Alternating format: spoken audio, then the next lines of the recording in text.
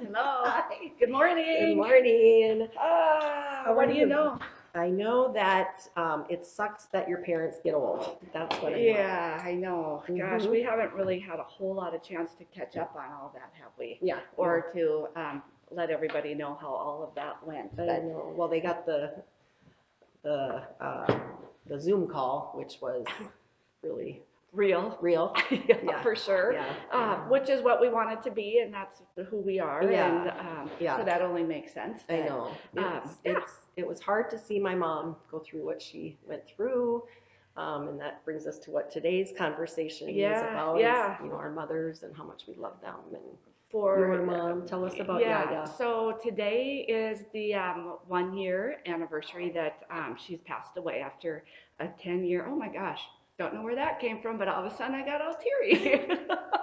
10 year It's been a 10 year long, battle with Alzheimer's. She died 1 year ago today, and we were all able to be with her. We were with her by her bed for 3 days yeah. as she passed, and I don't know if you've ever been involved in that experience or in that type of experience before, um, but it's kind of a beautiful thing. And I know that sounds really crazy, but Mm. so it's been a huge year of reflection for me as I've tried to like finally, when you deal with Alzheimer's, it's a long grieving process. In 10 years, every time we would like get to a new normal, something would change and it would like kick you in the stomach and you'd have to reboot and be like, okay, let's get to a new normal again. And eventually you're like numb to what it's all Well, you about didn't because show you're it. in, well, You were a rock.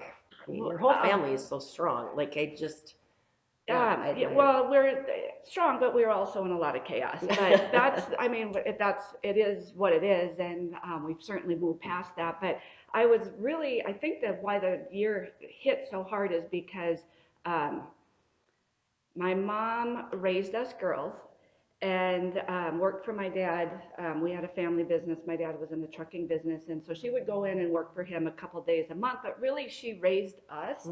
Hmm. And when we were all out of the house, she went back to work at the homeless clinic, and the homeless became her Hmm. passion. And she went from working at the homeless clinic to being the director of the homeless clinic, and she felt so empowered by that job. My phone's vibrating. Okay, so she felt so empowered by that job. And looking back, she was so proud, but she also, like out of the blue one day, decided or told me that she was going back to college. What? I I didn't know know. that. She enrolled in a writing class. I did not know that. Yeah, Oh, wow, she's such a good writer. and so I pulled some of her, she beautiful writing. Yeah. We had no idea um, that she had been doing some writing. She wrote a beautiful essay on the homeless people. Should we show them that picture? Yeah, so this was one of her, um, that's my mom reading at the lakes on an inner tube, absolutely gorgeous. Beautiful. But she wrote this poem, and it's called "The Day of the Cat" or "Day of the Cabin," and I just wanted to share it with you all. It's a Sunday morning sunrise and they're still asleep. What a relief. Can it be true? But there is nothing to do. We're at the cabin and the day seems perfection. I'm sitting on the deck, gazing over the lake, sipping my tea and listening to loons. Already the sun is baking my arms, mirroring off the water, making sparkles in the air. There's neither clouds nor wind, such a surprise. Near the chase, a chipmunk is forging its way, daintily clearing the crumbs, his giant feast from last night's dinner before I could sweep. His hunger has made him my best friend. He must feel safe even though there's danger. I'm pleased to see he views me with trust. My unopened book is waiting at my side. I wonder, can it get any better than this? We work so hard for this day of bliss. And Can't you just picture that being lake people? Like, I mean, she oh, just spelled it. totally. She totally nailed it. Totally nailed it. Yeah. What I struggle with, or where I'm at with all of this, is like, I didn't ask enough questions. I Yes. didn't ask enough Yes. questions, and I have so much regret for that because I'm like, she totally, in the age 50, so when she went to and started writing this, she was my age. And what was it like to walk into a classroom Oh my gosh. At her I age, went back to school at 23 and I felt old. I know. You know, I can't imagine. I know, and Good so for her. good for her, but why? How did she feel? Why was she like? What prompted her to Those are the write this questions. stuff? And I feel so selfish now for like not like she was so excited about this stuff, and of course we put the magnet on the lake at the cabin, Yeah. and she gave us all copies, and Yeah. I framed it, but I didn't ask enough questions, and I have a lot of regret for that. And so I think if you can learn anything, it's I gotta get it. I gotta get it. okay. Well, you do that. I'm gonna write the one that she wrote for my daughter because it's another beautiful one. It's My Amazing Gracie. So, which and this goes. Oh my goodness. Yeah, she was one of a kind, Jane. So this goes back to 1999 when she was in this class, and it's like Grace was just a baby, and she beautiful. was Is beautiful, right? Grace, And she was crazy about her, and it's just Gracie, Gracie, my sweet child. Your dimples leave me breathless. You read it. Gracie, Gracie, my sweet child, your dimples leave me breathless. Your packaged or your puckered lips. Your puckered I don't lips. have my readers on, all right? That's another thing we're dealing with. Let me start over. Gracie, Gracie, my sweet child, your dimples leave me breathless. Your puckered lips create a perfect rose. Your eyes can be the color of the sea. Your pensive nature keeps me watching. She is pensive. Grace is very pensive, yes. For another of your favored smiles. When you've got, I'm so forsaken. I can't wait till you've come back to me. Love from YaYa, 1999. Yeah, so isn't that awesome that you have that? Gracie has that. I know we have such beautiful treasures, and so I'm gonna, I think, have some conversations with my, I was gonna say the sisters, with my aunts to see if I can get any insight. I know that she was really trying to figure out who she was because she was always, kind of like where we're at. That's what I'm saying. Yeah. I'm like, I so wish I would have asked her more questions because I might have been able to get through this whole process a little bit easier or with more insight as to what was going on in her world. But so proud of her for being brave and taking that writing course because she left us with some great keepsakes. Oh yeah. So this isn't really. I know I got to share this.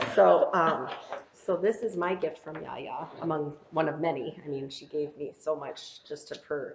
She always accepted me, never judged me, just always loved my kids, said they were always so beautiful, and always made me feel so proud. And that's just who she was.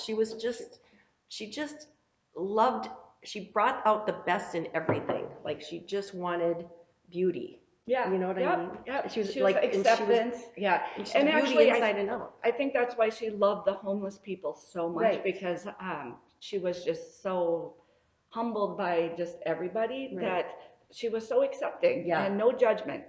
No judgment. Not a mean. Yeah. Unless she was brushing her hair with you. Right, yes. Thank you. I often tell the story about how I hate my hair to be brushed because when I was little, she would crank through it and it hurt. We all do that as moms, so I'm sure there's lots of counseling going on for that.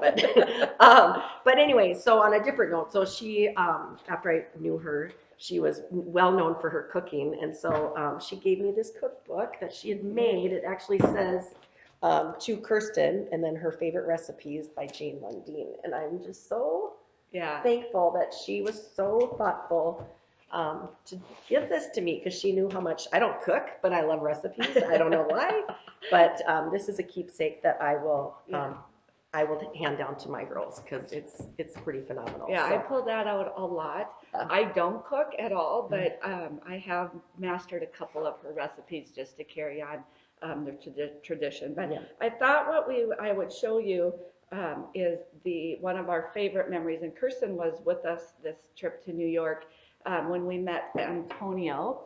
You can see that was my mom's spirit right there. That's everything her because she loved to celebrity stalk. That's where I got it from. Yes, she knew everything about all the current celebrities, and Antonio on this particular day took time out to visit with us. he actually called your husband, yeah, he took called the person's Brian. cell phone and called Brian, and so Yeah. it was just a really happy memory. So And she was, when I first went to New York with these guys, like I had no idea what fun I was in for.